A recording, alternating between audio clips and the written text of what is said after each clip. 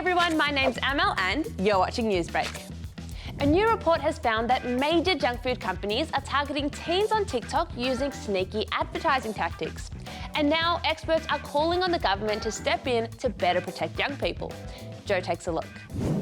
This here is our latest specimen, the TikTok viewer. We've been examining what flows through that brain, and apart from some bad memes, we've noticed a lot of fast food advertising. I'm loving it! Yeah, if you're on TikTok, you've probably seen your fair share of posts about various junk food brands. What you might not realise is that these sing-alongs, dances, and challenges are actually a type of sneaky advertising. And according to some experts from Deakin University, they're targeting young people, which is a big problem. So we know that food marketing influences the kinds of foods that kids like and ask for, and that most food marketing is for unhealthy foods. And around 40% of kids' energy intake comes from unhealthy foods. Unlike TV, there aren't really any rules around how junk food companies can advertise to young people online. And because 1 in 4 kids in Australia is considered obese or overweight, experts are asking for the government to introduce rules to limit junk food marketing that young Aussies are being exposed to online, so that it's less likely to impact their eating habits and desires, and hopefully put them on a healthier path.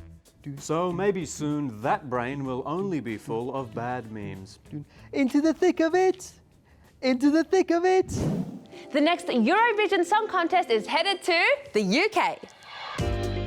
You might remember that Ukraine won this year's competition, which means traditionally it's supposed to host next year's event. But because of the war still going on there, organisers decided this year's runner-up, the United Kingdom, should do that instead on Ukraine's behalf.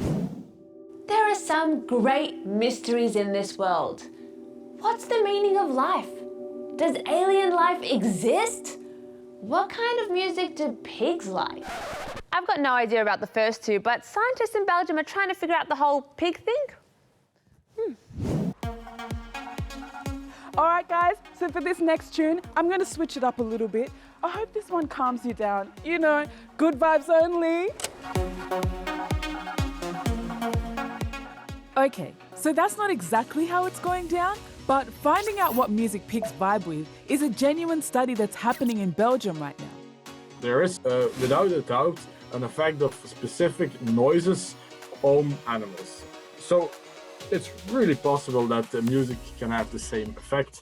Sander and his team of researchers have received more than $100,000 to investigate the impact music has on pigs. After Piet, a farmer, noticed that his pigs enjoyed certain types of music, like dance, more than others, like rock. Which isn't too surprising considering evidence shows pigs are really clever and just as smart as dogs. They really start wagging their tails, and when it's really dynamic, they even start dancing around and frolicking. A big part of farming pigs is reducing their stress levels because apparently it makes their meat taste better. Researchers will be testing a whole variety of tunes on the pigs to see how they respond. And the hope is by the end of the year, they'll know the perfect way to help these piggies chill out. There's nothing like being by the seaside. It was good while it lasted. If you're wondering what lifeguards look like in Spain, it's this apparently. More than 30 of these lifeguard drones have been rolled out or flown out to beaches across Spain to help the less high-tech and more human lifeguards. You see all those little white dots in the water? They're all jellyfish. They've had a bit of a population explosion in Israel because of the warmer weather. And apparently they're scaring off swimmers and have cost the country about $15 million in lost tourism. Wait a second, how are they doing that? And that? These guys are just visiting the famous seaside upside down house in the UK.